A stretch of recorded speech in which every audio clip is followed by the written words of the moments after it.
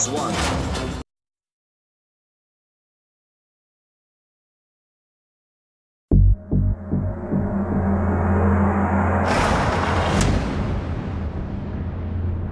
Es considerado por muchos como el primer superhéroe de los cómics.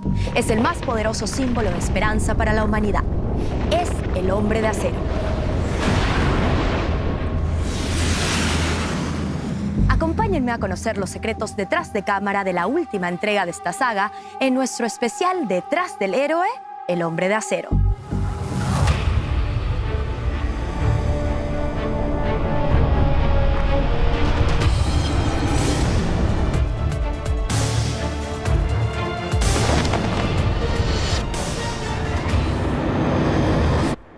En el panteón de los superhéroes, Superman es el más venerado reconocido de todos los tiempos. Hoy estamos en los estudios Warner Brothers en Burbank, California, para conversar con los protagonistas y realizadores sobre esta nueva interpretación del clásico héroe de acción.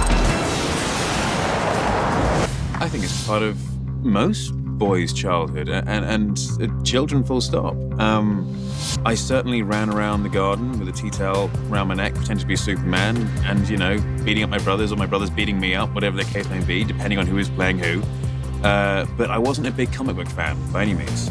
I knew of the movies and the various TV shows and all sorts, but when it came to getting the role, that's when I really delved into the comic books and learned to love them. Los héroes no cambian, pero la manera de narrar sus historias se transforma con el paso del tiempo. Todo el contexto que las rodea se moderniza con cada nueva entrega.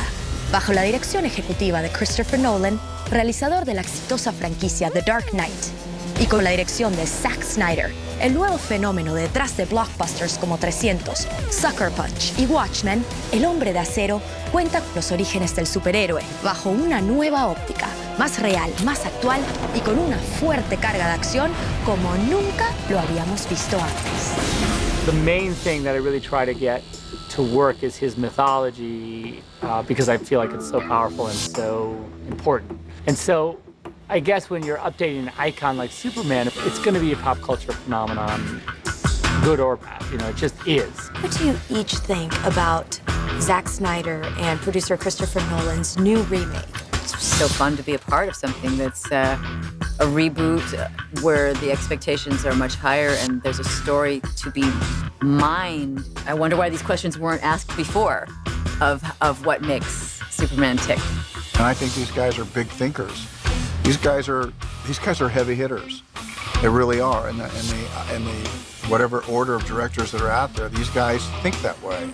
It's different, it's big, it's exciting, and you know, I feel educated a little bit. What do you think about the director and producer's slightly darker take of the Superman series? Well, you know, that's the whole reason to do it, I think, is to do it a little differently, you know.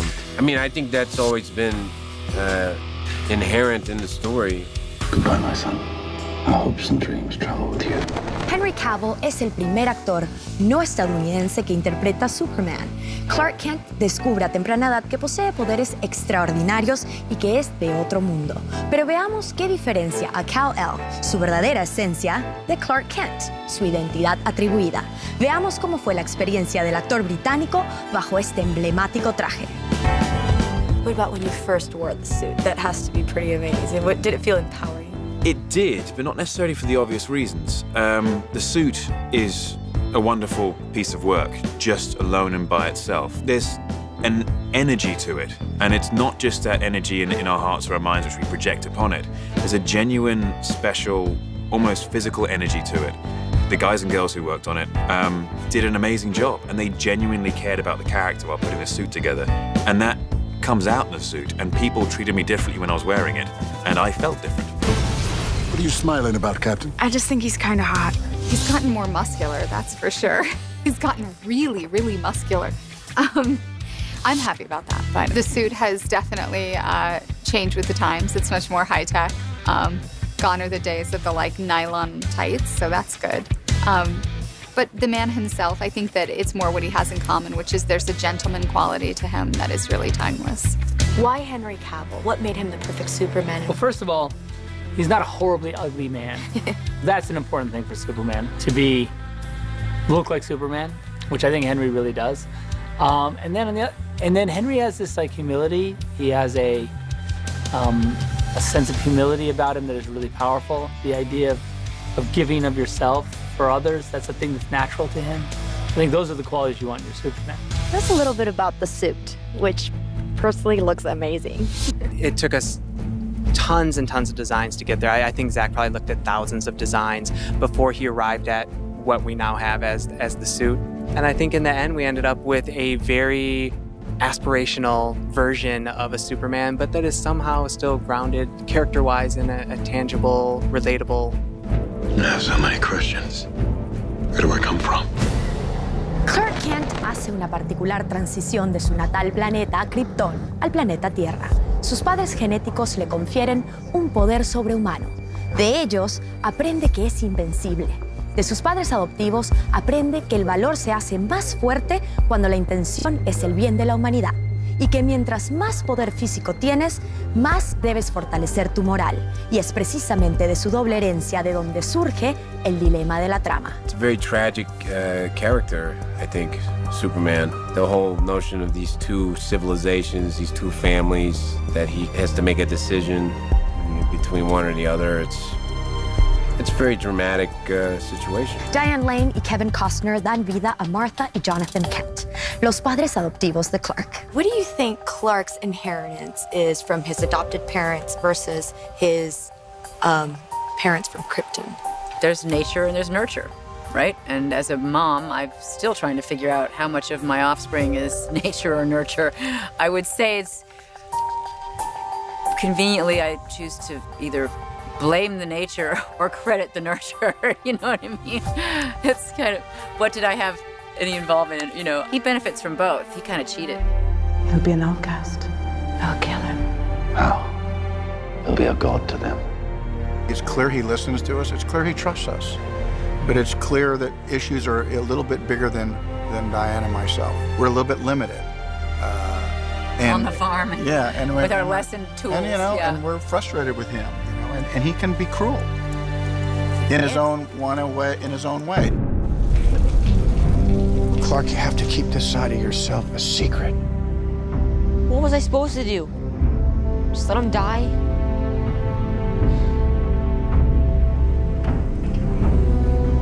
Maybe.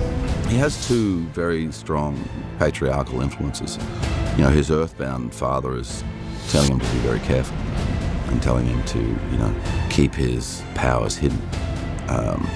But when I get the opportunity as his genetic father, you know, my advice is the exact opposite.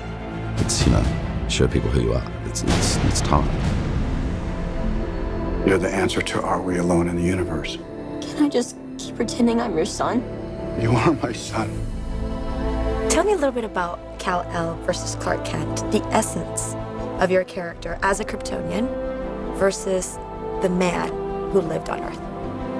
Kal-El is the physical representation of what Superman is. He's not subject to the human frailties of the body. But Clark, although he's still not subject to the human frailties, he's very much subject to the psychological frailties of the human mind.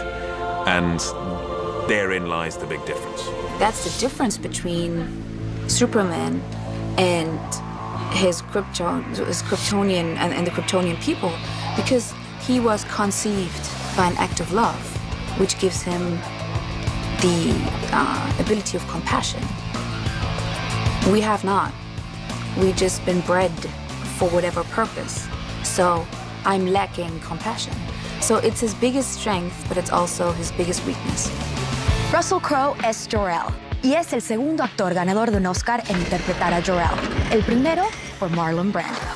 As an actor, to play a role in a movie, a story that's very well known, how do you make it your own and bring something new to the table? And did you at any point use Marlon Brando as reference or maybe inspiration since he played the same role in the past? I just addressed the scenes that I'm to play, not what's gone before. And you could do that. You could reference the entire history of Superman and what have you, but in this particular instance, it's not going to mean anything because they're trying to reinvent it anyway. So They're not relying on what's happened in the past. You know, the main thing for me in this was engaging in the physicality of it. Amy Adams, quien interpretó a Jodie Melville en la serie de TV Smallville, es ahora Lois Lane, la atractiva periodista quien confió en él. So what makes Lois Lane more than a love interest in this remake? She's sort of ahead of the curve in this one. Like, she sort of has the information and she's entrusted with information. So she's kind of part of the team as opposed to just a damsel in distress. He saves her. This happens, and then she does all this research on him, and she sort of learns that he has this humility, and then when she meets him, there's a honestness that comes across and an earnestness, and he tells her the truth.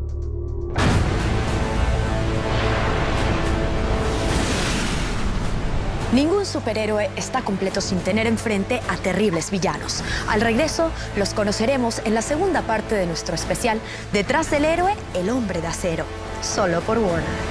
Dos sobrevivientes del planeta Krypton, el megalómano General Zod y su socia Feora, son los villanos de la película. My name is General Zod. For some time, your world has sheltered one of my citizens. He will look like you, but he is not one of you. From the beginning of the movie, it seems like Superman as a kid is trying to find the purpose, his purpose on Earth. What was your character's purpose, overall purpose, coming to Earth? Zod was born to fight for Krypton. I mean, that's literally what's in his bones. It's in his cells. He's a warrior. He was bred to be a warrior, and that's what makes it so hard for him when he basically fails at his job. The part at the beginning of the movie where he literally looks out the window and sees his home disappear. I mean, I can't imagine something more dramatic than that. He sent you here for a reason. And even if it takes the rest of your life, you owe it to yourself to find out what that reason is. What is Feora and General Zod's purpose coming to Earth? She is second in command of Krypton, and she is his right-hand side. So she's basically there to actually protect him and to really make sure that, you know, he has a strong soldier on his right side to encounter Earth. You will not win. For every human you save, we will kill 1 million more. What do you think defines your relationship with General Zod? I think, for me, the essential thing between those two is that they don't need words to communicate. They don't need to speak much. They just have the same idea for what's going to happen. To Kal-El, I say this. Surrender within 24 hours, or watch this world suffer the consequences. You're a monster, Zod. And I'm gonna stop you. La principal diferencia entre esta historia y las pasadas versiones de Superman es ver cómo la sociedad percibe a un alienígena con piel de acero y rasgos humanos, que se debate entre salvar al mundo que le dio un hogar mientras enfrenta a los villanos de Krypton, quienes invaden la Tierra. Would you say that this remake had a more of a human approach to it? I don't know about human approach. Probably yes, but definitely more of a realistic approach. More of the nature of how we exist in today's world. Questions are asked where the answers aren't obvious. And things like, it's a genuine issue that we're discovering an alien on our planet. And when we discover an alien, how does the world feel? Do they genuinely think it's okay? Or do they want to do tests? Do they fear the guy? Are they going to end up treating him like a god? And more importantly, how does the alien feel who's been living here for 33 years? Does he worry about getting killed? Does he worry about being not accepted? How lonely has his life been up until that point? And that's a very real question. It's something which hasn't been asked in previous movies. Holy grail of the rehearsal is still out there. You have to sort of take that Superman into yourself and then let him back out. And that's how the interpretation kind of happens, you know. That's when you make the little tweaks to the S or to the suit or maybe to the mythology, to Krypton, all the little things you do to kind of try and modernize it. Or I don't think it's modernizing it so much as just personalizing it. And so that's kind of the approach I took toward like bringing it back into pop culture. What's the S stand for? It's not an S. In my world, it means hope. Well, here it's an S. How about Also, the S. It's almost like something that's never been talked about in the past.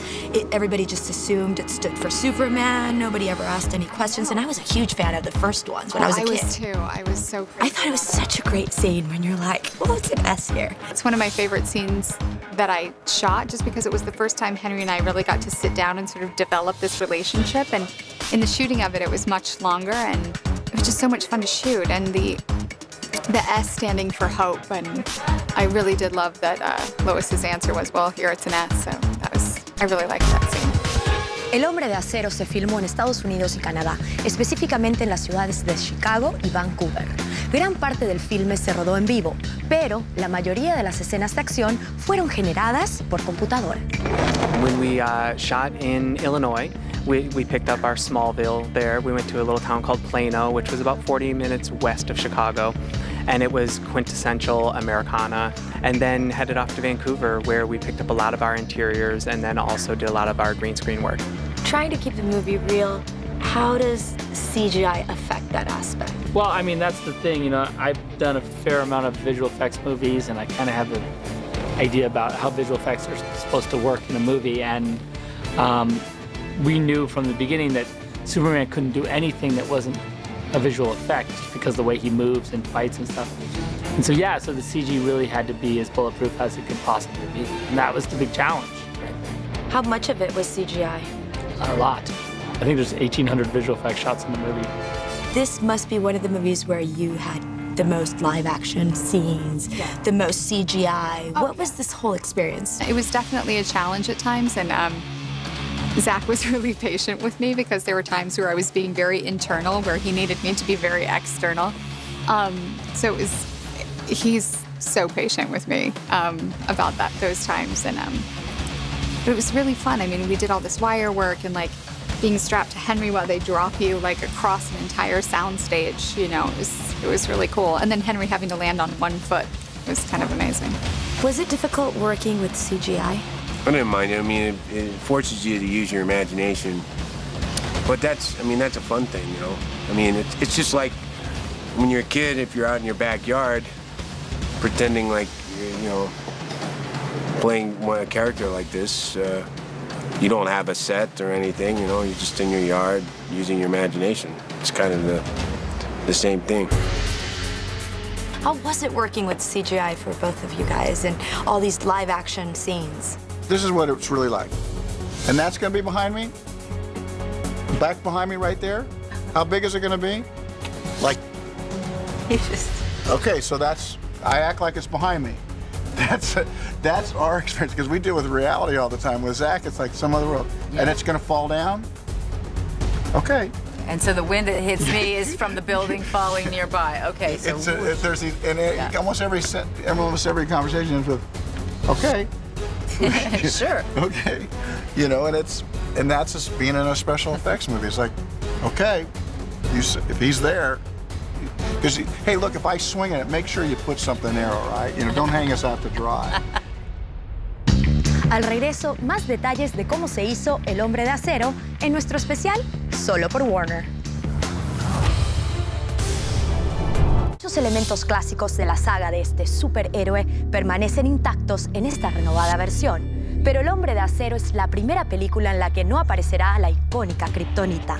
Asimismo, tampoco veremos en la gran pantalla a Jimmy Olsen, un tradicional personaje de esta historia, ni oiremos la característica marcha de Superman, una de las obras más conocidas del laureado compositor John Williams. What are the qualities about Superman that you think makes it timeless? Just that iconic figure of a man who is sort of invulnerable and kind. You know, there's something about someone who's kind and who really believes in the best that humanity can be. I mean, if we all could possess those qualities, that would be wonderful. When I have an idea for something, we all want to hope that somebody can make something right, you know, and he's just that perfect. You know, I think it's more an emotional thing when it comes to Superman. It's not even so much about, I mean, there are great questions been asked in this movie, and there are things where you can go home and think like, I'm going to think about that a little more. But what I see when I talk to people about Superman is more the emotional part about it. You're scared of me because you can't control me. But that doesn't mean I'm your enemy. My son is twice the man you are. 2 años y $175 millones después, nos encontramos con el primer Superman de las postrimerías del cine romántico. En su lugar, podremos disfrutar una aproximación real al superhéroe desligada del tratamiento del cómic y adaptada al escepticismo propio de las generaciones post-11 de septiembre. You'll turn and then you just press on. Would you say this was more of a realistic version of Superman, and is the action, violent aspect of the contemporary action cinema a September 11 consequence in any way? Maybe that's a collective, thing that's happening unconsciously as a way of understanding events like 9/11, you know, is it, because you see in so many superhero movies now this sort of giant threat attacking, in modern cities or whatever it is. For me anyway, the action is meant to be real so that the character is believable. That's kind of how I approach it. I knew that Superman is a completely fantastical character, and in order for him to get grounded, the sort of style of the movie had to be slightly more realistic. What if a child dreamed of becoming something other than what society had intended? What if a child aspired to something greater? What do you think, Man of Steel, how is it relevant and current for new generations? The situation that happens on Krypton is similar to some of the issues that we're facing today. And that, the whole notion of a Superman or someone that could save us or protect us, it's ironic to me to see that no matter how powerful or strong Superman is, he still can't solve all our problems, and that he's as conflicted as anybody else is. So that there's no magical way to solve all your problems, and the fact that Superman has to make tough decisions. These decisions, I think, are similar to decisions that people have to make in the world the way it is today.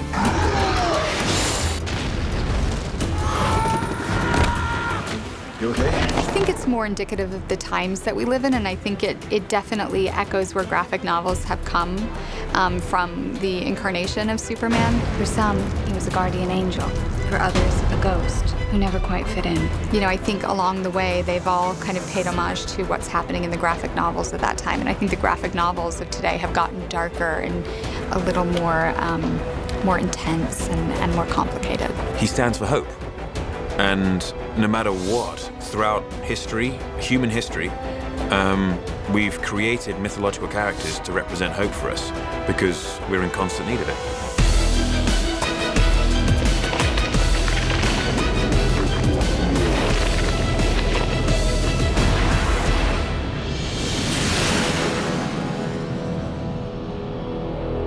Y así llegamos al final de nuestro programa especial dedicado a uno de los clásicos superhéroes de todos los tiempos. Desde los estudios Warner Brothers en Burbank, California, gracias por acompañarnos.